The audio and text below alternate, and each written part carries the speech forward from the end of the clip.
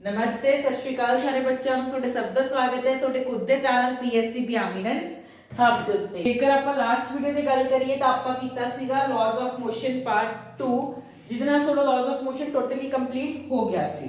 ਤਾਂ ਮੈਂ ਨਾ ਆਪਣੇ ਪਰਸਨਲ ਗਰੁੱਪ ਦੇ ਵਿੱਚ ਇੱਕ ਪੋਸਟ ਸ਼ੇਅਰ ਕੀਤੀ ਸੀ, ਬੱਚਿਆਂ ਨੂੰ ਪੁੱਛਿਆ ਸੀ ਵੀ ਅਗਲਾ ਚੈਪਟਰ ਕਿਹੜਾ ਕਰਾਈਏ, ਤਾਂ ਮੈਜੋਰਿਟੀ ਬੱਚਿਆਂ ਨੇ ਬੋਲਿਆ ਕਿ ਵਰਕ ਪਾਵਰ એનર્ਜੀ ਕਰਾ ਦੋ। ਤਾਂ ਦੇਖੋ ਵਰਕ ਪਾਵਰ એનર્ਜੀ ਸਟਾਰਟ ਕਰਨ ਲੱਗਿਆ, ਪਾर्ट 1 है। ठीक है, सब तो पहले जेकर गल करिए वर्क पावर एनर्जी दी तो बहुत ईजी चैप्टर है, बहुत सोहना चैप्टर है। मतलब यार इन्ना सौखा चैप्टर है, स्कोरिंग चैप्टर है ते डेरिवेशन ज्यादा पूछते इस चैप्टर जो डेरिवेशन ज्यादा नहीं, पर डेरिवेशन भी इतनी सौखियां ने ना कि तुसी आखोगे की है सर जी कोई डेरिवेशन है, तो मतलब इस लेवल पे ठीक है। थोड़े बच्चे ਨੂੰ डिफिकल्ट लगता है इलास्टिक ते इनइलास्टिक कोलिजन करके, बट वो पार्ट 2 ਦੇ ਵਿੱਚ ਆਊਗਾ ਤਾਂ ਈਜ਼ੀਲੀ ਸਮਝ ਆ ਜਾਊਗਾ। ਇਨ ਤੋਂ ਪਹਿਲਾਂ ਪਰਸਨਲ ਗਰੁੱਪ ਜਿਨ੍ਹਾਂ ਨੇ ਜੁਆਇਨ ਕਰਨਾ ਹੈ ਜੁਆਇਨ ਕਰ ਸਕਦੇ ਹੋ, ਹਲੇ ਵੀ ਤੁਹਾਡੇ ਕੋਲ ਟਾਈਮ ਹੈਗਾ। ठीक है जी, ਹੁਣ ਆਪਾਂ ਸਟਾਰਟ ਕਰਦੇ ਹਾਂ। ਸਭ ਤੋਂ ਪਹਿਲਾਂ ਤਾਂ ਅਟੈਂਡੈਂਸ ਲਾ ਦਿਓ ਬਈ ਸਾਰੇ ਬੱਚੇ। ਅਟੈਂਡੈਂਸ ਲਾਉਣ ਦਾ ਮਤਲਬ ਆਪਣਾ ਨੇਮ ਲਿਖ ਦਿਓ ਕਮੈਂਟ ਸੈਕਸ਼ਨ ਦੇ ਵਿੱਚ। मैं समझ जूंगा कि ये बच्चे मेरा लेक्चर रोज लगाउंदे, ये कंपलसरी है हर एक बच्चे वास्ते। हुण तो ਆਪਾਂ ਇਹ सिस्टम करांगे कि ਜਿਹੜਾ ਵੀ ਬੱਚਾ ਆਇਆ ਕਰੋ ਅਟੈਂਡੈਂਸ ਜ਼ਰੂਰ ਲਵਾਊਗਾ, ਜਿਵੇਂ ਸਕੂਲਾਂ 'ਚ ਲਵਾਉਣਾ ਨਾ ਉਵੇਂ ਮੇਰੇ ਕੋਲ ਲਵਾਓ। ਲਵਾ ਸਕਦੇ ਹੋ ਨਾ, ਇੱਕ ਬਸ ਨੇਮ ਤਾਂ ਲਿਖਣਾ ਹੈ, ਇੰਨਾ ਤਾਂ ਕਰ ਹੀ ਸਕਦੇ ਹੋ, ਕਰ ਸਕਦੇ ਹੋ ਮੇਰੇ ਲਈ ਇੰਨਾ ਕਿ ਬਸ ਨੇਮ ਲਿਖ ਦੋ, ਗੱਲ ਖਤਮ, ਮੈਂ ਸਮਝ ਜੂंगा। ठीक है, ਹੁਣ ਆਪਾਂ ਕਰਦੇ ਹਾਂ ਡਿਸਕਸ ਵਰਕ ਡਨ। ਮੈਂ ਉਹ ਤੁਹਾਡੇ ਬੱਚੇ ਤੁਹਾਨੂੰ ਸਭ ਨੂੰ ਪੁੱਛਦਾ ਵਰਕ ਡਨ ਕੀ ਹੁੰਦਾ। सर जी वर्क डन, मैं मान लो किसी बच्चे ने मैंने आख्या सर मैं ना इत्थे मान लो मैं इत्थे बैठा बैठे मैं 3 घंटे 4 घंटे पढ़ी जाना सर जी मेरे 3-4 घंटे हो गए पढ़ी जाना ओदी अखां दुखन लग गईयां बंदे दी, बैठा अक गया, पर नहीं वो पढ़ रहे। मैं उन्हें पूछा तेरा वर्क डन कितना है, तो मुरो बच्चा कह रहा है मान लो कॉमर्स से आर्ट्स है, मैं किसी ने रोस्ट नहीं कर रहा, वैसे गल कर रहा, ठीक है। कॉमर्स से आर्ट्स वाला बच्चा कह रहे सर जी मेरा वर्क डन वो तो बहुत ज्यादा होगा, देखी चल रहे हो। मैं एक लेकर साइंस वाला, अच्छा तेरा वर्क डन मैं दसा तेनू, तुसी की दसोगे सर जी मैं तो इतना कम होगा 3-4 घंटे पढ़ी जाना मेरा तो बहुत होगा। तेरा वर्क डन है 0। आ की है सर जी 0 किवें दसदा रुक ਅਸੀਂ ਸਾਇੰਸ ਵਾਲੇ ਦੱਸਾਂਗੇ ਕਿ ਵਰਕ ਡਨ ਦੀ ਵੈਲਿਊ ਤੇਰੀ 0 ਕਿਉਂ ਹੈ। ਕਿਉਂ ਬਈ, ਕਿਉਂਕਿ ਤੁਸੀਂ 9th ਦੇ ਵਿੱਚ ਵੀ ਵਰਕ ਡਨ ਦਾ ਫਾਰਮੂਲਾ ਪੜ੍ਹ ਕੇ ਆਏ ਹੋ। ਆਪਾਂ ਸਭ ਨੂੰ ਪਤਾਗਾ ਵਰਕ ਡਨ ਦਾ ਫਾਰਮੂਲਾ ਹੁੰਦਾਗਾ F.S। ਆਹੀ ਪੜ੍ਹ ਕੇ ਆਏ ਸੀ, ਜਾਂ ਫਿਰ ਤੁਸੀਂ ਫੋਰਸ ਇਨਟੂ ਡਿਸਪਲੇਸਮੈਂਟ ਵੀ ਲਿਖਦੇ ਹੋ। ਆਹੀ ਪੜ੍ਹ ਕੇ ਆਏ ਸੀ ਸਾਰੇ ਬੱਚੇ। ਹਾਂਜੀ ਸਰ ਜੀ। ਹੁਣ ਦੇਖੋ इस बच्चे की जेकर गल करिए, ये बच्चा इत्थे बैठे पढ़ रहा 3-4 घंटे पढ़ी जाता है, पर इहदे वर्क डन दी वैल्यू 0 है। क्यों? हुण इहदे विच दो ही केस बनदे सी, या तां अपनी फोर्स दी वैल्यू 0 हो जाए या फिर इहदी डिस्प्लेसमेंट 0 होवे। हुण मैनूं आए दसो इहदे विच डिस्प्लेसमेंट इन्हें कितनी कवर की। डिस्प्लेसमेंट मतलब कोई बॉडी जे इत्थे पई है थोड़े मूव करके जिहड़ा डिस्टेंस कवर कीता, मैं इत्थे खड़ा सी मैं इत्थे गया ते जेड़ा मैं डिस्टेंस कवर कीता इहनू बोलदे हो तुसी डिस्प्लेसमेंट। हुण ये बच्चे ने इत्थे बैठे लिखी जा रहे काम कर रहे तेरे डिस्प्लेसमेंट की कीती है कवर 0। तो देखो दोनों चों एक चीज भी 0 होगी तो वर्क डन दी वैल्यू की हो जाएगी 0 हो जाएगी। ये गल क्लियर हुई। वर्क डन का फार्मूला हुंदा है F.S। ਇਹਦੇ ਵਿੱਚ ਆਪਾਂ ਡਿਸਪਲੇਸਮੈਂਟ ਬੱਚਾ ਇੱਥੇ ਬੈਠਾ ਪੜੀ ਜਾਂਦਾ ਸੀ ਤਾਂ ਇਹ ਡਿਸਪਲੇਸਮੈਂਟ ਦਾ ਕਵਰ ਕੀਤੀ ਨਹੀਂ, ਜਿਸ ਕਰਕੇ ਜਿਹੜਾ ਵਰਕ ਡਨ ਦੀ ਵੈਲਿਊ ਉਹ ਕੀ ਹੋ ਜੂਗੀ 0 ਹੋ ਜੂਗੀ। ਕਲੀਅਰ? ਹੁਣ ਇਹ ਗੱਲ ਸਾਨੂੰ ਕਲੀਅਰ ਹੈ ਸਰ ਜੀ। मतलब वर्क डन ਹੋਣ ਵਾਸਤੇ ਸਭ ਤੋਂ ਪਹਿਲਾਂ ਤਾਂ ਬੋਡੀ ਦੀ ਡਿਸਪਲੇਸਮੈਂਟ ਹੋਣੀ ਚਾਹੀਦੀ ਹੈ। ਡਿਸਪਲੇਸਮੈਂਟ ਦਾ मतलब ਉਹਨੂੰ ਕੁਝ ਨਾ ਕੁਝ ਡਿਸਟੈਂਸ ਕਵਰ ਕਰਨਾ ਚਾਹੀਦਾ, ਜਾਂ ਫਿਰ ਉਹਨੂੰ ਤੁਰ ਕੇ ਜਾਂ ਤਾਂ ਬੋਡੀ ਤੁਰੇ ਐਟਲੀਸਟ ਥੋੜਾ ਜਿਹਾ ਡਿਸਟੈਂਸ ਕਵਰ ਕਰੇ ਤਾਂ ਹੀ ਆਪਣਾ ਵਰਕ ਡਨ ਹੋਊਗਾ। ਕਲੀਅਰ? ਹੁਣ ਇਹ ਤਾਂ ਗੱਲ ਸਮਝ ਗਏ ਸਰ ਜੀ ਡਿਸਪਲੇਸਮੈਂਟ ਜ਼ਰੂਰੀ ਹੈ। ਹੁਣ ਇਹਨੂੰ ਆਏ ਦੱਸ ਦੋ ਨਿਊਟਨ ਦਾ ਫਸਟ ਲਾਅ ਕੀ ਬੋਲਦਾ ਹੈ, ਜੇ ਕੋਈ ਬੋਡੀ ਰੈਸਟ ਵਿੱਚ ਹੈ ਤਾਂ ਰੈਸਟ ਤੇ ਹੀ ਰਹੂਗੀ until and unless any external force acts on it। ਕਹਿਣ ਦਾ ਮਤਲਬ ਜਦੋਂ ਤੱਕ ਕਿਸੇ ਬੋਡੀ ਦੇ ਉੱਤੇ ਫੋਰਸ ਹੀ ਨਹੀਂ ਲੱਗੂਗੀ ਤਾਂ ਬੋਡੀ ਮੂਵ ਕਿਵੇਂ ਕਰੂਗੀ। ਜਦੋਂ ਕਿਸੇ ਚੀਜ਼ ਉੱਤੇ ਫੋਰਸ ਹੀ ਨਹੀਂ ਲੱਗ ਰਹੀ ਤਾਂ ਬੋਡੀ ਤਾਂ ਹੀ ਰਹੂਗੀ। ਸੇਮ ਉਹ ਚੀਜ਼ ਹੈ ਵਰਕ ਡਨ ਲਈ ਆਪਾਂ ਡਿਸਪਲੇਸਮੈਂਟ ਚਾਹੀਦੀ ਹੈ। डिस्प्लेसमेंट वास्ते अपन ਨੂੰ ਕੀ ਚਾਹੀਦਾ ਹੈ ਫੋਰਸ। ਕੋਈ ਬੋਡੀ ਨੂੰ ਤੁਸੀਂ ਹਿਲਾਣਾ ਹੈ, ਕਿਸੇ ਬੋਡੀ ਨੂੰ ਤੁਸੀਂ ਅੱਗੇ ਨੂੰ ਢੱਕਣਾ ਹੈ ਜਾਂ ਪਿੱਛੇ ਨੂੰ ਖਿੱਚਣਾ ਹੈ, ਉਹਦੇ ਲਈ ਆਪਾਂ ਨੂੰ ਉਹਦੇ ਉੱਤੇ ਕੀ ਲਗਾਉਣਾ ਪੈਣਾ ਹੈ, ਫੋਰਸ ਲਗਾਉਣਾ ਪੈਣਾ ਹੈ। ਤਾਂ ਸਿੰਪਲ ਲੈਂਗੁਏਜ ਵਿੱਚ ਮੈਂ ਐਂ ਬੋਲਣਾ ਚਾਹਨਾਗਾ ਕਿ ਵਰਕ ਡਨ ਦੇ ਵਾਸਤੇ ਆਪਾਂ ਨੂੰ ਦੋ ਕੰਪੋਨੈਂਟਸ ਦੀ ਨੀਡ ਹੈ, ਫੋਰਸ, ਡਿਸਪਲੇਸਮੈਂਟ। ਜਿੰਨੀ ਦੇਰ ਤੱਕ ਉਸ ਬੋਡੀ ਦੇ ਵਿੱਚ ਫੋਰਸ ਨਹੀਂ ਹੋਊਗੀ, ਜਿੰਨੀ ਦੇਰ ਤੱਕ ਉਸ ਬੋਡੀ ਤੇ ਫੋਰਸ ਨਹੀਂ ਲੱਗ ਰਹੀ ਹੋਊਗੀ, ਤੇ ਮੰਨ ਲਓ ਫੋਰਸ ਤੁਸੀਂ ਲਗਾ ਰਹੇ ਹੋ, ਡਿਸਪਲੇਸਮੈਂਟ ਨਹੀਂ ਹੋਈ ਤਾਂ ਵੀ ਬੋਡੀ ਦਾ ਵਰਕ ਡਨ ਕੀ ਜ਼ੀਰੋ ਹੈ। ਮੰਨ ਲਓ ਫॉर एग्जांपल मैं कंध ਨੂੰ ਟਕੇਲ ਰਿਹਾ ਬਹੁਤ ਜ਼ੋਰ ਲਾਤਾ ਆਪਣਾ, ਮੈਂ ਲਗਾਈ ਜਾਣਾ ਜ਼ੋਰ, ਲਗਾਈ ਜਾਣਾ ਜ਼ੋਰ, ਪਰ ਕੰਧ ਤਾਂ ਜਮਾ ਹਿੱਲੀ ਵੀ ਨਹੀਂ, ਆਈ ਦੀ ਆਈ ਹੈ, ਇਹ ਕੰਧ ਹਿੱਲ ਨਹੀਂ ਰਹੀ, ਮੈਂ ਤਾਂ ਆਪਣਾ ਇੰਨਾ ਫੋਰਸ ਲਾਤਾ। ਹੁਣ ਤੁਸੀਂ ਤਾਂ ਆਖੋਗੇ ਸਰ ਜੀ ਤੁਸੀਂ ਤਾਂ ਥੱਕ ਗਏ, ਥੱਕੂਗਾ ਹੀ ਯਾਰ, ਜਦੋਂ ਮੈਂ ਇੰਨਾ ਫੋਰਸ ਲਗਾ ਰਿਹਾ ਬੋਡੀ ਦੀ ਪੋਜੀਸ਼ਨ ਉੱਥੇ ਹੀ ਹੈ, ਇਹ ਨਹੀਂ ਹਿੱਲੀ ਤਾਂ ਮੇਰਾ ਤਾਂ ਇੰਨਾ ਫੋਰਸ ਲੱਗ ਗਿਆ, ਪਰ ਡਿਸਪਲੇਸਮੈਂਟ ਹੋਈ ਜ਼ੀਰੋ, ਤਾਂ ਇਹਦੇ ਕਰਕੇ ਵਰਕ ਡਨ ਵੀ ਕੀ ਹੋ ਗਿਆ, ਜ਼ੀरो हो गया। तो कहने का मतलब जरूरी नहीं है जे तुसी फोर्स लगा रहे हो किसी चीज उत्ते तो वर्क डन भी होगा। वर्क डन वास्ते फोर्स तो लगाना जरूरी है, लाजमी है, नाल डिस्प्लेसमेंट भी होवे ताई अपना वर्क डन मन्निया जाता है। क्लियर? वर्क डन का फार्मूला क्लियर हो गया? हाँ जी सर जी सानू ये गल क्लियर हो गई। मैं कहा वेरी गुड। हुण ये फार्मूला तो सर जी ਅਸੀਂ 9th क्लास ਵਿੱਚ पढ़ के आए सी, मैं कहा इतनी गल तो ठीक है, मैं ਤੁਹਾਨੂੰ ਦੱਸ ਦਾਂਗਾ। ਹੁਣ ਤੁਸੀਂ ਹੋ ਗਏ 11ਵੀਂ ਵਿੱਚ, 9ਵੀਂ ਦੇ ਵਿੱਚ ਤਾਂ ਚਲੋ ਤੁਸੀਂ ਸਾਰਿਆਂ ਨੇ ਇੰਨੀ ਦੁਨੀਆਦਾਰੀ ਨਹੀਂ ਦੇਖੀ, ਬੱਚਿਆਂ ਨੂੰ ਇੰਨੀ ਸੁਰਤੀ ਨਹੀਂ ਹੁੰਦੀ, ਠੀਕ ਹੈ। ਪਤਾ ਨਹੀਂ ਯਾਰ ਸਾਡੇ ਟਾਈਮ ਤੇ ਅਸੀਂ ਤਾਂ ਇੰਨੇ ਲੋਲੇ ਹੁੰਦੇ ਸੀ 9ਵੀਆਂ ਦੇ ਵਿੱਚ ਜਾਂ 10ਵੀਂ ਦੀ ਗੱਲ ਕਰੀਏ, ਚਲੋ 10 ਨਹੀਂ 8ਵੀਂ ਤੱਕ ਤਾਂ ਮੇਰੇ ਖਿਆਲ ਬੱਚੇ ਲੋਲੇ ਜਿਹੇ ਸੀਗੇ, ਅਸੀਂ, ਮੈਂ ਆਪਣੀ ਗੱਲ ਕਰ ਰਿਹਾ, ਪਰ 9ਵੀਂ 10ਵੀਂ ਦੇ ਵਿੱਚ ਆ ਕੇ ਬੱਚੇ ਨੂੰ ਥੋੜੀ ਬਹੁਤ ਸੁਰਤ ਆਉਂਦੀ ਹੈ। ਤੇ ਹੁਣ ਤੁਸੀਂ ਹੋ ਗਏ 11ਵੀਂ ਵਿੱਚ, ਹੁਣ ਵਰਕ ਡਨ ਦਾ ਫਾਰਮੂਲਾ ਵੀ 11ਵੀਂ ਵਾਲਾ ਪੜਾਂਗੇ।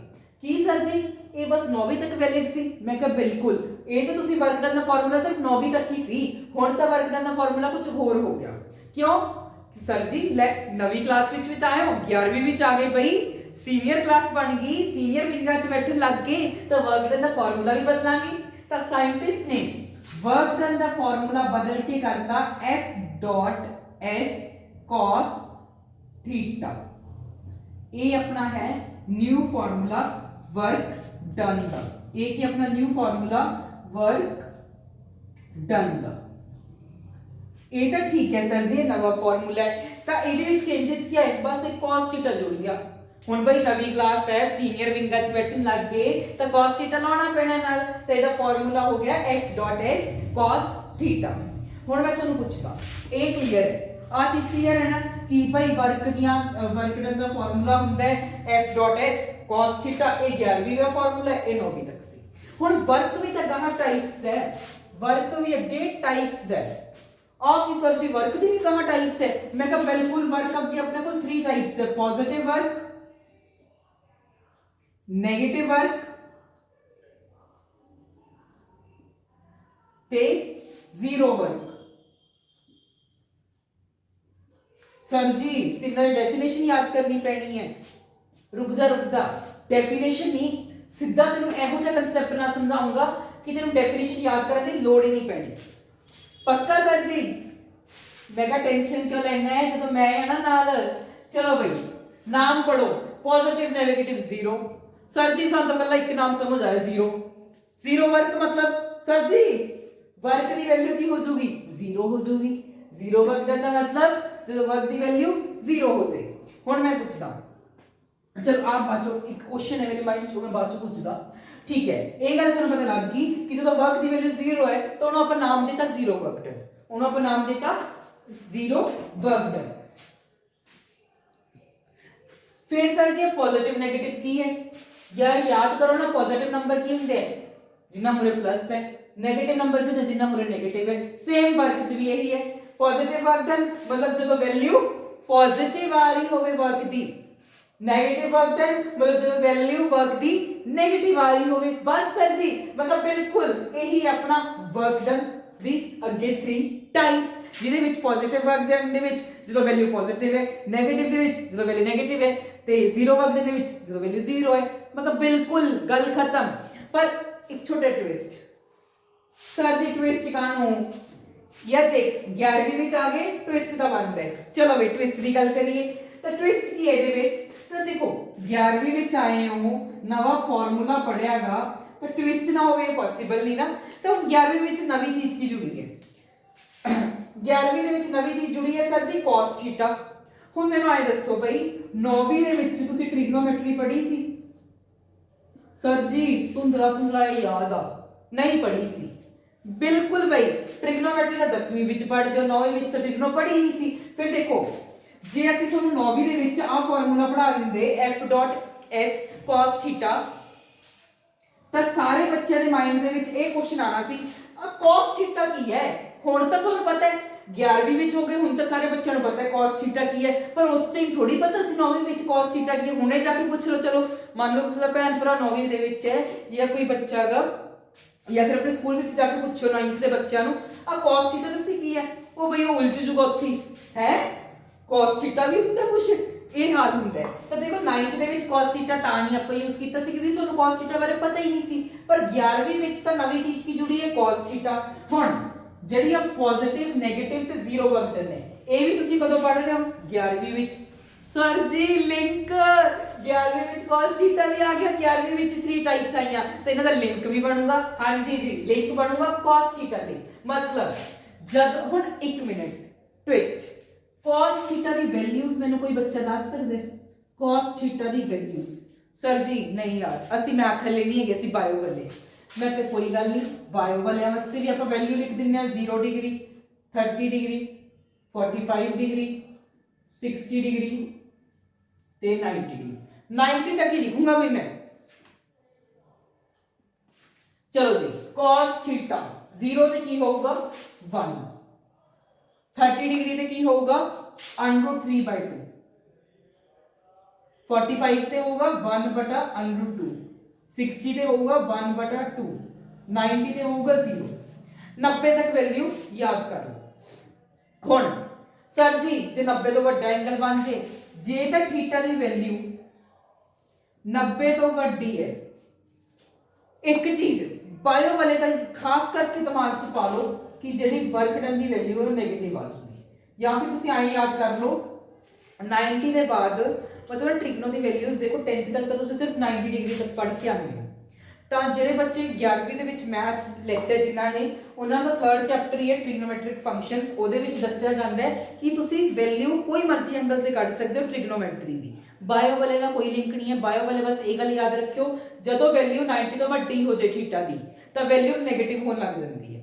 ਮਤਲਬ ਜਦੋਂ ਵੈਲਿਊ ਨੈਗੇਟਿਵ ਥੀਟਾ ਦੀ ਮੰਨ ਲਓ ਮੈਂ ਤੁਹਾਨੂੰ कहता ਥੀਟਾ ਦੀ ਵੈਲਿਊ 180 ਡਿਗਰੀ ਹੈ ਤਾਂ ਵੈਲਿਊ -1 ਹੁੰਦੀ ਹੈ।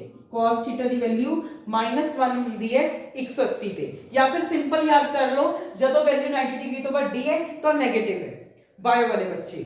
ਠੀਕ ਹੈ ਮੈਥ ਵਾਲੇ ਬੱਚਿਆਂ ਨੂੰ ਪਤਾ ਹੀ ਹੈ ਜਦੋਂ ਥੀਟਾ ਦੀ ਵੈਲਿਊ 90 ਤੋਂ ਵੱਡੀ ਹੈ ਤਾਂ ਨੈਗੇਟਿਵ ਹੁੰਦੀ ਹੈ cos ਲਈ। cos ਲਈ ਥੀਟਾ ਦੀ ਵੈਲਿਊ 90 ਤੋਂ ਵੱਡੀ ਹੈ ਤਾਂ ਨੈਗੇਟਿਵ, 90 ਤੋਂ ਛੋਟੀ ਹੈ ਜੇ ਤਾਂ 90 ਤੋਂ ਛੋਟੀ ਹੈ ਫਿਰ ਤਾਂ ਆਪਾਂ ਨੂੰ ਸਿੰਪਲ ਹੀ ਪਤਾ ਲੱਗ ਰਿਹਾ ਕਿ ਵੈਲਿਊ ਕੀ ਹੋਊਗੀ ਪੋਜ਼ਿਟਿਵ। ਠੀਕ ਹੈ ਸਰ ਜੀ ਇੰਨੀ ਗੱਲ ਕਲੀਅਰ ਹੈ। ਹੁਣ ਮੈਂ ਕੀ ਆਖਿਆ ਸੀ cos ਥੀਟਾ ਤੇ ਆਹ ਤਿੰਨੋਂ ਵਰਕ ਦਾ ਆਪਸ ਵਿੱਚ ਰਿਲੇਸ਼ਨ ਹੈ, ਲਿੰਕ ਹੈ। ਕੀ ਲਿੰਕ ਹੈ ਜੀ ਪੋਜ਼ਿਟਿਵ ਦਾ ਮਤਲਬ ਸਰ ਜੀ ਜਦੋਂ ਵਰਕ ਡਨ ਦੀ ਵੈਲਿਊ ਪੋਜ਼ਿਟਿਵ ਆਵੇ ਮੈਨੂੰ ਦੱਸੋ ਮੰਨ ਲਓ ਫੋਰਸ ਤੇ ਡਿਸਪਲੇਸਮੈਂਟ ਪੋਜ਼ਿਟਿਵ ਹੈ ਜਾਂ ਫਿਰ ਆਈ ਮੰਨ ਲਓ ਫੋਰਸ ਤੇ ਡਿਸਪਲੇਸਮੈਂਟ ਸਾਰੇ ਕੇਸਿਸ ਦੇ ਵਿੱਚ ਸੇਮ ਹੈ, ਸਾਰੇ ਕੇਸਿਸ ਦੇ ਵਿੱਚ ਕਾਂਸਟੈਂਟ ਹੈ ਤਾਂ ਇੱਕ ਵਾਰ ਨੂੰ ਆਪਾਂ ਫੋਰਸ ਤੇ ਡਿਸਪਲੇਸਮੈਂਟ ਨੂੰ ਤਾਂ ਭੁੱਲ ਗਏ, ਆਏ ਸਮਝ ਲਓ ਭੁੱਲ ਗਏ। ਭੁੱਲ ਜਾਓ ਬਈ ਅਸੀਂ ਤੈਨੂੰ ਜਾਣਦੇ ਹੀ, ਅਸੀਂ ਤਾਂ ਕੱਲਾ cos ਥੀਟਾ ਦੇਖਾਂਗੇ, ਅਸੀਂ ਇਹਨਾਂ ਨੂੰ cos ਥੀਟਾ ਦੀ ਹੈਲਪ ਨਾਲ ਜੱਜ ਕਰਾਂਗੇ। ਮੈਂ ਕਿਹਾ ਠੀਕ ਹੈ। ਹੁਣ ਵਰਕ ਡਨ ਦੀ ਵੈਲਿਊ ਪੋਜ਼ਿਟਿਵ ਦਾ ਮਤਲਬ ਸੀਗਾ ਸਰ ਜੀ ਵੈਲਿਊ ਕੀ ਆ ਜੇ ਵਰਕ ਦੀ ਪੋਜ਼ਿਟਿਵ। ਪੋਜ਼ਿਟਿਵ ਕਦੋਂ ਹੋਊਗੀ ਜਦੋਂ ਥੀਟਾ ਦੀ ਵੈਲਿਊ 90 ਤੋਂ ਘੱਟ ਹੈ, ਜਦੋਂ ਥੀਟਾ ਦੀ ਵੈਲਿਊ 90 ਤੋਂ ਘੱਟ ਹੈ ਉਦੋਂ ਵੈਲਿਊ ਕੀ ਹੁੰਦੀ ਹੈ ਪੋਜ਼ਿਟਿਵ ਹੈ। ਮੈਨੂੰ ਆਏ ਦੱਸੋ ਥੀਟਾ ਦੀ ਵੈਲਿਊ 90 ਤੇ ਕੀ ਹੋਊਗੀ ਸਰ ਜੀ cos 90 ਦੀ ਵੈਲਿਊ ਤਾਂ 0 ਹੁੰਦੀ ਹੈ ਤਾਂ ਉਹ ਕੀ ਹੋ ਜਾਊਗਾ 0 ਵਰਕ ਡਨ। ਵੈਰੀ ਗੁੱਡ ਬਾਈ ਜਦੋਂ ਥੀਟਾ ਦੀ ਵੈਲਿਊ 90 ਹੈ ਤਾਂ ਉਹਦੀ ਵੈਲਿਊ ਕੀ ਹੋ ਜਾਊਗੀ 0 ਹੋ ਜਾਊਗੀ। ਬਸ ਮੈਂ ਕਿਹਾ ਬਿਲਕੁਲ ਆਈ ਯਾਦ ਕਰ ਲੈ 0 ਵਰਕ ਡਨ ਦੇ ਵਿੱਚ ਥੀਟਾ ਦੀ ਵੈਲਿਊ 90 ਹੈ, ਪੋਜ਼ਿਟਿਵ ਵਰਕ ਦੇ ਵਿੱਚ ਥੀਟਾ ਦੀ ਵੈਲਿਊ 90 ਤੋਂ ਘੱਟ ਹੈ ਤੇ ਨੈਗੇਟਿਵ ਵਰਕ ਲਈ ਮੈਂ ਸਰ ਨੇ ਸਾਨੂੰ ਇੱਕ ਗੱਲ ਕਹੀ ਹੈ ਕਿ ਜਦੋਂ ਥੀਟਾ ਦੀ ਵੈਲਿਊ 90 ਤੋਂ ਵੱਡੀ ਹੈ ਤਾਂ ਨੈਗੇਟਿਵ ਹੈ ਤਾਂ ਆਪਾਂ ਇਹ ਬੋਲ ਸਕਦੇ ਕਿ ਨੈਗੇਟਿਵ ਦੇ ਕੇਸ ਦੇ ਵਿੱਚ ਥੀਟਾ ਦੀ ਵੈਲਿਊ 90 ਤੋਂ ਵੱਡੀ ਹੋਊਗੀ ਤਾਂ ਹੀ ਵਰਕ ਡਨ ਆਪਣਾ ਨੈਗੇਟਿਵ ਆਊਗਾ। ਕਲੀਅਰ। ਮੈਂ ਕੀ ਬੋਲਿਆ ਵਰਕ ਡਨ ਦੀ ਵੈਲਿਊ ਆਪਾਂ cos ਦੇ ਉੱਤੇ ਡਿਪੈਂਡ ਕਰ ਰਹੇ ਹਾਂ। ਇੱਕ ਵਾਰ ਨੂੰ ਮੰਨ ਲਓ कि वर्क डन की वैल्यू cos से डिपेंड कर रही है। थीटा की वैल्यू जो 90 तो घट पुट कर रहे हो तो सारी वैल्यू ही पॉजिटिव आएगी तो पॉजिटिव वर्क है। जे थीटा की वैल्यू 90 पुट कर रहे हो तो 0 आ जाएगी सारी चीज तो वो की होगा 0 वर्क डन। जे थीटा की वैल्यू 90 तो वड्डी ले रहे हो फिर सारी वैल्यूज cos की नेगेटिव है तो नेगेटिव वर्क डन च। क्लियर, कोई इतना वो नहीं लेंदी बस इतना याद रखो। वैसे एक और पॉइंट वैसे याद रखियो जो आप फोर्स इस डायरेक्शन च लग रही है डिस्प्लेसमेंट इस डायरेक्शन च हो रही है या फिर तुसी नेगेटिव फोर्स पढ़ लो ना फोर्स नेगेटिव कदों होंदी है जो ऑपोजिट डायरेक्शन दे विच डिस्प्लेसमेंट हो जाए वो केस दे विच भी वर्क डन नेगेटिव होंदा है। पर देखो याद मैं कुछ बस सुनो सब नु एवं याद कराता कि जे थीटा की वैल्यू 90 तो घट है पॉजिटिव है, जे थीटा की वैल्यू 90 है तो 0 है, थीटा की वैल्यू 90 तो बड़ी है तो नेगेटिव है। बस ऐ याद कर। क्लियर। एक क्वेश्चन सर केड़ा question right conditions for zero work done.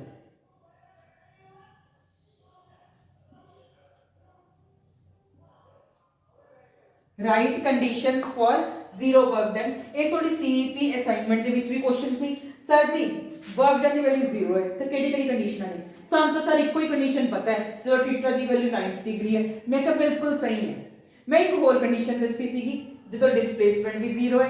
Sir जी दो कंडीशनां तो हो गई, एक थीटा की वैल्यू जो 90 डिग्री है दूसरी जो डिस्प्लेसमेंट ही 0 है। मान लो जो फोर्स ही ना लगावा बॉडी उत्ते तो फोर्स की वैल्यू भी 0 है तो हम बोल सकते हैं ना वर्क डन की वैल्यू कदों 0 होगी जब या तो फोर्स 0 हो जाए या डिस्प्लेसमेंट 0 हो जाए या cos थीटा की वैल्यू ही 90 डिग्री हो जाए। तो तीन कंडीशंस बनेंगी कॉपी दे विच नोट्स दे विच लिख लो write conditions for zero work done. तो तुसी सिर्फ तीन कंडीशनां लिखनी है व्हेन फोर्स इज 0 या फिर व्हेन डिस्प्लेसमेंट इज 0 और एंगल इज 90 डिग्री।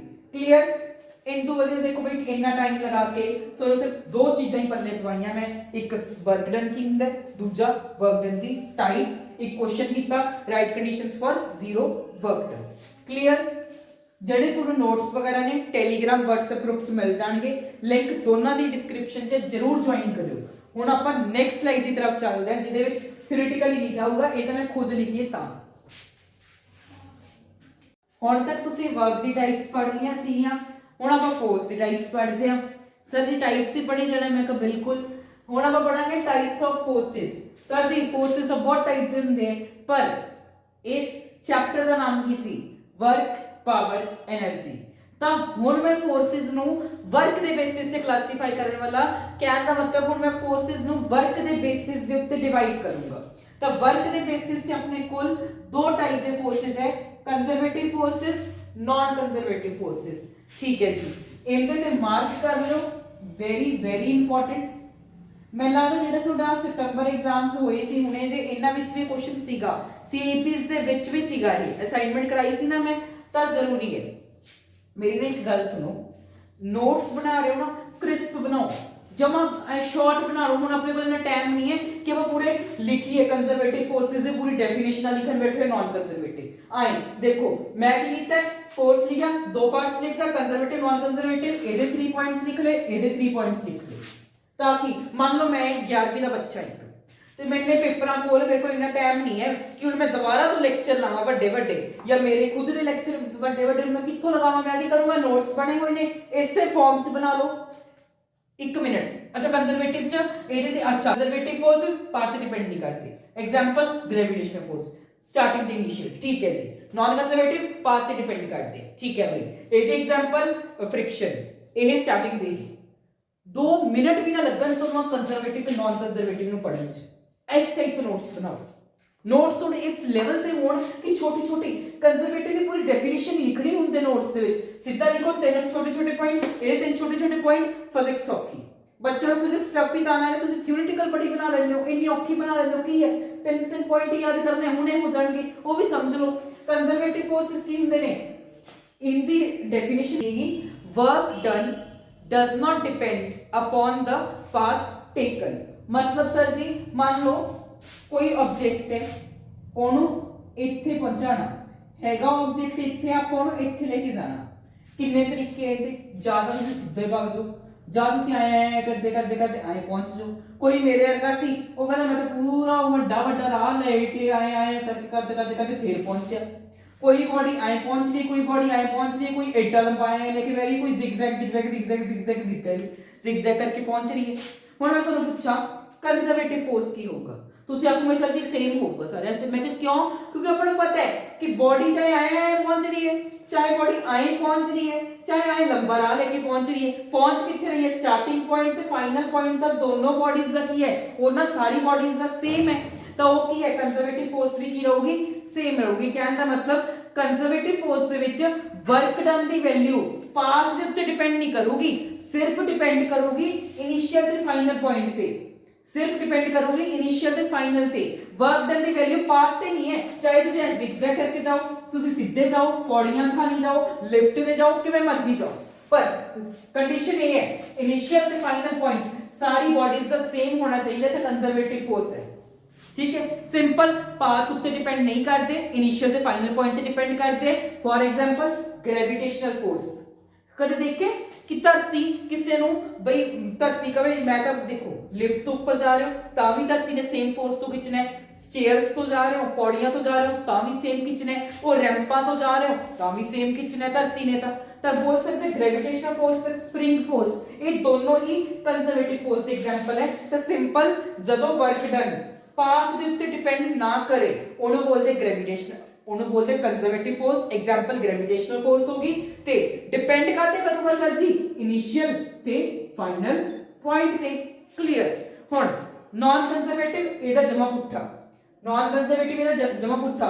ਇਹਦੇ ਵਿੱਚ ਪਾਥ ਤੇ ਡਿਪੈਂਡ ਇੰਡੀਪੈਂਡੈਂਟ ਸੀ, ਮਤਲਬ ਪਾਥ ਉੱਤੇ ਡਿਪੈਂਡ ਨਹੀਂ ਕਰ ਰਿਹਾ ਸੀ, ਇਹਦੇ ਵਿੱਚ ਪਾਥ ਤੇ ਡਿਪੈਂਡ ਕਰੂਗਾ।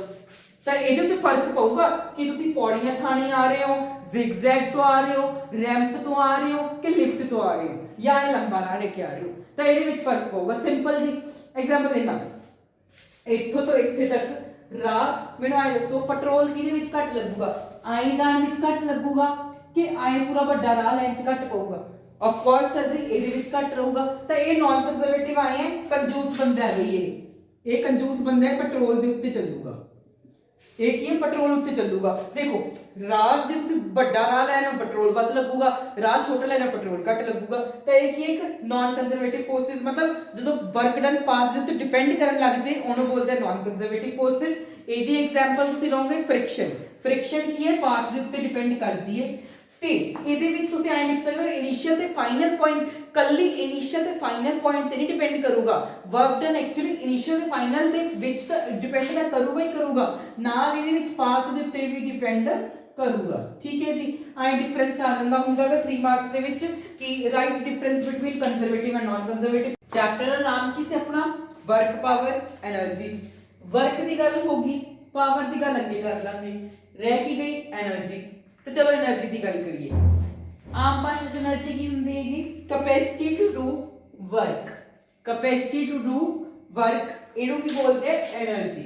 एक गल याद रखियो एनर्जी का डायमेंशनल फार्मूला ते यूनिट्स वर्क वाले है, यानी कि डायमेंशनल फार्मूला की होगा जाउल ते जेड़े भी सॉरी यूनिट्स की होंगे जाउल ते डायमेंशन फार्मूला होगा m1l2t-2। ठीक है सर जी, इन्ना गल पता। एक क्वेश्चन पूछा हर एक बच्चे तो जिहड़ा मैनूं देख रहे, मैनूं इहदे ओ दसो सीजीएस यूनिट की होगी, एसआई यूनिट तो जाउल है, सीजीएस हर एक बच्चा कमेंट करके दसूगा। जिहड़ा बच्चा सब तो पहला कमेंट करो ओदा कमेंट पे। ठीक है, ट्रिक हुण आपां गल करदे हां। एक ना डेरिवेशन है, बहुत छोटी डेरिवेशन है, बहुत इजी डेरिवेशन है कि जिहड़ी अपनी काइनेटिक एनर्जी है, चेंज इन काइनेटिक एनर्जी बराबर हुंदागा चेंज इन काइनेटिक एनर्जी बराबर है अपना वर्क डन दे।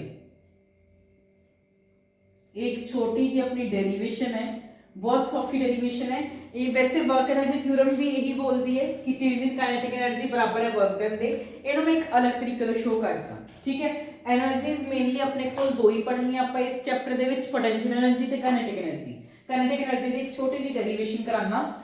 मान लो कितों स्टार्ट करिए हाँ, वर्क का फार्मूला की हुंदागा फोर्स डॉट डिस्प्लेसमेंट। ठीक है सर जी, एक बार आप मान के चल रहे हैं थीटा दी वैल्यू कितनी है 0 डिग्री। 0 डिग्री ਤੇ थीटा ਦੀ ਵੈਲਿਊ ਕਿੰਨੀ ਹੁੰਦੀ ਹੈ थीटा ਦੀ ਵੈਲਿਊ ਜੇ 0 डिग्री ਹੈ ਤਾਂ ਵੈਲਿਊ ਕਿੰਨੀ ਹੋਊਗੀ 1 ਤਾਂ ਵਰਕ ਡਨ ਦਾ ਫਾਰਮੂਲਾ ਕੀ ਬਣ ਜਾਊਗਾ ਇਹ ठीक है सर जी इन्नी गल क्लियर है ਹੁਣ ਮੈਨੂੰ ਪਹਿਲਾਂ ਇਹ ਦੱਸ ਸਕਦੇ ਕੋਈ ਬੱਚਾ ਕਿ ਮੈਂ ਇੱਥੇ ਕਿਹਨੂੰ ਫੋਰਸ ਦੀ ਥਾਂ ਤੇ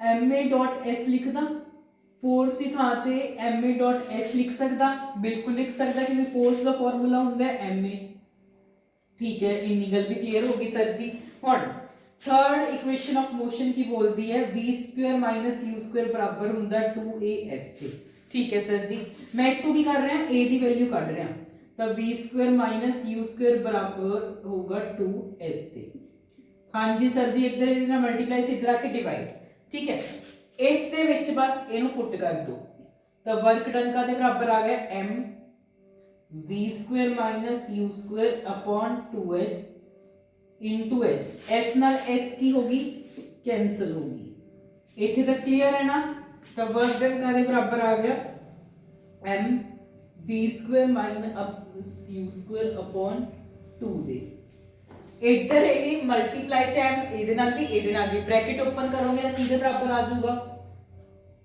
m v² upon 2 minus m u² upon 2 सोना नहीं लग रहा यार इन्हें थोड़ा चेंज कर दियो half mv² minus half mu² ਹੁਣ ਮੈਨੂੰ ਆਏ ਦੱਸਿਓ ਇਹ ਕਿਹਦੇ ਬਰਾਬਰ ਆ ਗਿਆ ਇਹ ਤਾਂ ਸਰ ਜੀ ਕਾਈਨੈਟਿਕ એનર્ਜੀ ਦਾ ਫਾਰਮੂਲਾ ਹੈ ਮੰਨ ਲਓ ਫਾਈਨਲ ਵੈਲੋਸਿਟੀ v ਹੈ ਇਨੀਸ਼ੀਅਲ ਵੈਲੋਸਿਟੀ u ਹੈ ਤਾਂ ਆਪਾਂ ਪ੍ਰੂਫ ਕੀ ਕਰਨਾ ਸੀ ਵਰਕ ਡਨ ਕਾਦੇ ਬਰਾਬਰ ਹੈ ਚੇਂਜ ਇਨ काइनेटिक एनर्जी दे कुछ नहीं है इस चीज नु बस मैं आई मॉडिफाई करके लिखता है इनु जे मल्टीप्लाई करोगे 1 नु इनु पूरी इक्वेशन नु 1 ना मल्टीप्लाई करोगे आही चीज बनूगी ऊपरली पर क्योंकि काइनेटिक एनर्जी दा फार्मूला ही आप लिखते हैं हाफ mv² या हाफ mu² तो सेम वही चीज मैं आप बाहर करके लिखती प्रूफ की करना सी वर्क डन कादे बराबर है चेंज इन काइनेटिक एनर्जी दे एहो जी डेरिवेशंस है की सी इस डेरिवेशन सब तो पहला वर्क डन दा फार्मूला लिखा फोर्स नो पर ma ਨਾਲ ਰਿਪਲੇਸ ਕਰਤਾ ਐਕਸਲਰੇਸ਼ਨ ਨੂੰ ਆਪਾਂ third law of third equation of motion ਉਥੋਂ a ਦੀ ਵੈਲਿਊ ਕੱਢੀ ਪੁੱਟ ਕੀਤੀ s ਨਾਲ s ਕੈਨਸਲ ਇੱਥੇ ਪਹੁੰਚੇ a ਬਰਾਬਰ ਆ ਗਿਆ ਬੱਚੇ ਨਾ ਇਹਨੂੰ wbt ਲਿਖਣਗੇ ਕਿ ਇਹੀ ਸਾਡੀ ਵਰਕ ਵਰਕ એનર્ਜੀ ਥਿਊਰਮ ਹੈ ਤਾਂ ਇਹ ਵਰਕ એનર્ਜੀ ਥਿਊਰਮ नहीं है वर्क एनर्जी थ्योरम बोलती यही है कि वर्क डन बराबर है चेंज इन काइनेटिक एनर्जी दे पर ओनू तुसी प्रूफ इंटीग्रेशन वाले मेथड तो ही करना है सौखा डरना नहीं है मैं हैगा ना ता इस तो पहला ना कल मैं एक बहुत सोहनी ना एक लाइन पढ़ी बड़ी वधिया लाइन सीगी ओदे विच लिखा होया सी कि God remove people from your life because he hurts the conversation from both side Punjabi विच इहदा मतलब है रब ना थोड़ी जिंदगी विचों इंसान नूं कढ दिंदा है क्योंकि वो दोनों पासे दी वो सुन लैंदा है गल्लां नूं सुनदा किवें मान लो कोई बंदा है जो थोड़े मूँह के उत्ते बहुत चंगा थोड़ा बहुत करदा सुन लगूगा यार इहदा का बंदा ही नहीं मेरा बहुत करदा है असल विच तां मान लो किसी तीसरे बंदे नूं इंसान नूं जाके बोल रहे यार ये भी सोडियां ही बुराइयां कर रहे तीसरे इंसान को ਤਾਂ देखो सोडे ਲਈ ਤਾਂ ਉਹ इंसान बहुत ਵਧੀਆ है क्योंकि ਤੁਹਾਨੂੰ ਆਏ ਲੱਗਦਾ ਉਹ ਮੇਰਾ ਬਹੁਤ ਕਰਦਾ है पर वो तीसरे इंसान को जाके की कह रहे कि ये बंदा ਵਧੀਆ नहीं यानी कि ਤੁਸੀਂ ਬਿਲਕੁਲ ਵਧੀਆ ਨਹੀਂ ਹੋ ਤਾਂ देखो ਰੱਬ ਨੇ ਤਾਂ देखो ਸਾਰੇ ਕਿੱਥੇ ਰੱਬ ਆ ਰੱਬ ਨੇ ਉਹ ਗੱਲਾਂ ਸੁਣ ਲੀਆਂ ਜਿਹੜੀਆਂ ਗੱਲਾਂ ਤੁਸੀਂ ਨਹੀਂ ਸੁਣੀਆਂ ਸੀ ਤੁਹਾਡੇ ਦਿਮਾਗ ਵਿੱਚ ਤਾਂ ਇਹ ਸੀ ਕਿ ਇਹ ਮੇਰਾ ਕਰ ਰਿਹਾ ਹੈ ਤੇ ਬਹੁਤ ਚੰਗਾ ਹੈ ਤੇ ਮੇਰੇ ਮਗਰ ਵੀ ਇਹ ਮੇਰਾ ਆਈ ਤਾਰੀਫ ਕਰਦਾ ਪਰ ਨਹੀਂ ਅਸਲ ਵਿੱਚ ਉਹ ਬੰਦਾ ਤੁਹਾਡੀਆਂ ਬੁਰਾਈਆਂ ਕਰਦਾ ਸੀ ਤੇ ਰੱਬ ਨੇ ਦੋਨੋਂ ਪਾਸੇ ਸੁਣ ਲੈਂਦਾ ਰੱਬ ਇਹੋ ਜਿਹੀਆਂ ਗੱਲਾਂ ਵੀ ਸੁਣ ਲੈਂਦਾ ਹੈ ਜਿਹੜੀਆਂ ਤੁਸੀਂ ਵੀ ਨਹੀਂ ਸੁਣੀਆਂ ਹੁੰਦੀਆਂ ਤਾਂ ਹੀ ਤਾਂ ਰੱਬ ਉਸ ਬੰਦੇ ਨੂੰ ਤੁਹਾਡੀ ਜ਼ਿੰਦਗੀ ਚੋਂ ਹੀ ਕੱਢ ਦਿੰਦਾ ਹੈ ਤਾਂ ਉਦਾਸ ਨਹੀਂ ਹੋਣਾ ਜੇ ਕੋਈ ਤੁਹਾਡੀ ਜ਼ਿੰਦਗੀ ਚੋਂ ਗਿਆ ਤਾਂ ਖੁਸ਼ੀ ਮਨਾਓ ਅੱਜ ਕੱਲ ਤਾਂ ਕਲਯੁਗ ਦੇ ਵਿੱਚ ਜੇ ਕੋਈ ਜ਼ਿੰਦਗੀ ਚੋਂ ਜਾ ਰਿਹਾ ਨਾ ਤਾਂ ਖੁਸ਼ ਹੋ ਜਾਓ ਤੇ ਐਂ ਕਹੂੰਗਾ ਜੇ ਕੋਈ ਜਾਂਦਾ ਹੈ ਤਾਂ ਜਾਣ ਦਿਓ ਬਹੁਤ ਕਿਸੇ ਦਾ ਲੋੜ ਨਹੀਂ ਕਿਸੇ ਨੂੰ ਬੜਾ ਫਾਲਤੂ ਦਾ ਰੋਕਣ ਦੀ ਠੀਕ ਹੈ ਨਾ ਤੇ क्लियर है वर्क एनर्जी थ्योरम नहीं है ये बच्चे वर्क एनर्जी थ्योरम में लिख आंदे एक्चुअल में ये वर्क एनर्जी थ्योरम नहीं है ठीक है जी ਤੇ ਹੁਣ ਆਪਾਂ ਅਗਲੀ ਕਰਦੇ ਹਾਂਗੇ ਅਗਲਾ ਸਲਾਈਡ ਤਰਫ ਚੱਲਦੇ ਆ ਇਹਦਾ ਬੜਾ ਈਜ਼ੀ ਕਾਈਨੈਟਿਕ એનર્ਜੀ ਦੀ ਛੋਟੀ ਜੀ ਡੈਰੀਵੇਸ਼ਨ ਸੀ ਜਿਹੜੀ ਮੈਂ ਕਰਾਉਣੀ ਸੀ ਅਗਲਾ ਟੌਪਿਕ ਆਪਣੇ ਕੋਲ work energy theorem most important topic very important चाहे इस बार का सितंबर पेपर चक लो कोई मर्जी बाई मंथली चक लो कोई मर्जी स्कूल का पेपर चक लांगे ते जे वर्क एनर्जी पावर चैप्टर आना है ते वर्क एनर्जी थ्योरम ही ना पाना तो एग्जामिनर ही बेवकूफ है, एग्जामिनर ही पागल है। तो इन्नी इंपॉर्टेंट डेरिवेशन है, ठीक है जी। वर्क एनर्जी थ्योरम जिन्हों असं प्यार नाल वर्क वेट भी बोलते हैं, क्योंकि वेट भी बोलते हैं, ठीक है, कई जगह पे। वर्क एनर्जी थ्योरम पहले तो बोलती ही है, 3 मार्क्स आ सकती है।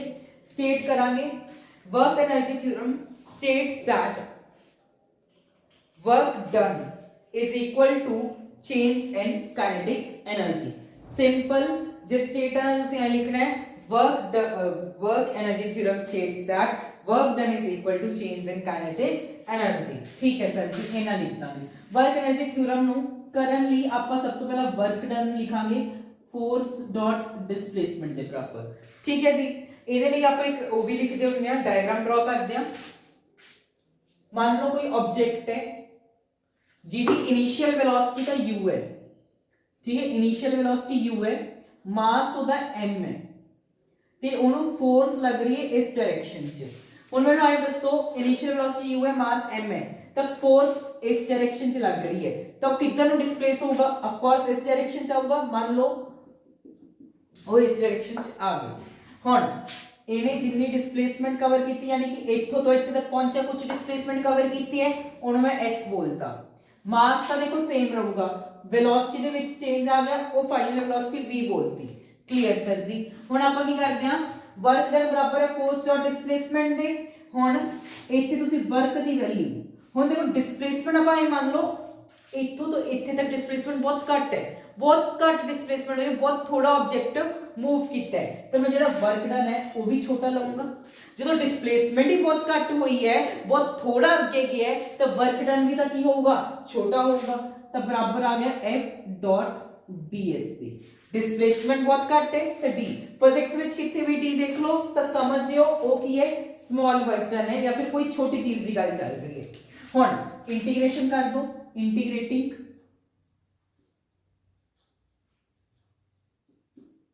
Both side. छोटी चीज की इंटीग्रेशन करोगे वो वड्डी बन सकती है। इंटीग्रेशन मतलब किसी चीज को वड्डा बनाना, डेरिवेशन मतलब किसी चीज को छोटा बनाना। छोटी चीज इंटीग्रेशन तो वड्डी बन गई f डॉट ds दी इंटीग्रेशन। f की वैल्यू पुट करो ma dot ds। m constant है, मास कांस्टेंट है, बाहर काट लो a dot ds। Work done का बराबर आ गया m। a नु आपां change in velocity per unit time लिख सकते हैं। हाँ जी सर जी लिख सकते हैं कि नहीं? a नु आपां की बोलते हैं? Change in velocity per unit time. ठीक है जी, इथों लेते हैं। हुन डॉट ds मैं आई बोल सकता कि ds upon dt dot dv। कुछ नहीं किया, बस पोजीशन बदलतियां, कुछ फर्क नहीं। हुन मैं दसो ds अपॉन dt की हुंदा है, यानी कि डिस्प्लेसमेंट पर यूनिट टाइम का दे बराबर हुंदागा वेलोसिटी दे। डिस्प्लेसमेंट पर यूनिट टाइम का दे बराबर हुंदा है वेलोसिटी दे। डिस्प्लेसमेंट पर यूनिट टाइम का दे बराबर है वेलोसिटी दे। ये गल भी सानू पता है। हुन देखो इंटीग्रेशन करनी है तो इंटीग्रेशन का रूल की हुंदागा, जिन्नी पावर है उनदे विच एक जोड़ दो, सेम जेड़ा पावर विच आया वो सेम नीचे लिख दो, जेड़ा पावर विच आया वो सेम नीचे लिख दो। ठीक है, ते इत्थे लिमिट्स पुट करो। पहला ओदी वेलोसिटी कितनी सी u, बाद विच ओदी वेलोसिटी कितनी सी v। ता इनु बोलदे हैं लोअर लिमिट, इनु बोलदे हैं अपर लिमिट। ठीक है सर जी। हुन अगे इधर आ जाओ, वर्क डन दी वैल्यू हुन की करना है? सिंपल इत्थे v स्क्वायर अपॉन 2 है, लिमिट्स u तो लेके v तक। सिंपल हुन की करना है? आप लिमिट्स पुट करांगे। लिमिट्स किवें पुट कर देंगे कि जेड़ा v है, जिंदी भी तुसी इंटीग्रेशन कर रहे हो, इंटीग्रेशन इत्थे वेलोसिटी दी होई है ना, उत्थे पहला अपर लिमिट पुट करो माइनस लोअर लिमिट। जेड़ी भी चीज की इंटीग्रेशन करनी है ਉਹਦੇ ਵਿੱਚ जेड़ी भी चीज तुसी इंटीग्रेशन कर रहे हो पहला अपर लिमिट पुट करो माइनस लोअर लिमिट करो। माड़ा v square upon 2 minus u square upon 2। तो वर्क डन का बराबर आ गया mv square upon 2 minus mu square upon 2। सोना नहीं लग रहा सी, मैं वहां लिखता half m v square minus half m u square. ते यही तो अपना वर्क डन सी। वर्क एनर्जी थ्योरम की बोलती थी वर्क डन बराबर होना चाहिए चेंज इन काइनेटिक एनर्जी दे। सर जी दोबारा समझा दो। मैं कह बिल्कुल सब तो पहले कोई बॉडी है जिसका मास m है, जिदी इनिशियल वेलोसिटी u है, उस तो बाद उते फोर्स लगाई हुई है इस डायरेक्शन दे विच ते उनका मास सेम रहूगा पर वेलोसिटी विच बदलाव आके फाइनल वेलोसिटी v होगी। ठीक है, सब तो पहले वर्क डन। हुण देखो डिस्प्लेसमेंट बहुत घट हुई है तो वर्क डन भी बहुत घट होया होगा, तो dw बराबर f डॉट ds ते वर्क डन दी जेड़ा फोर्स है ओनु मैं ma नाल रिप्लेस करता। इंटीग्रेशन की जदों किसी छोटी चीज इंटीग्रेशन कर दो वड्डी बन जाती है, तो dw की बन गया वर्क डन वड्डा integration f dot ds। f की वैल्यू मैं ma डॉट ds करती।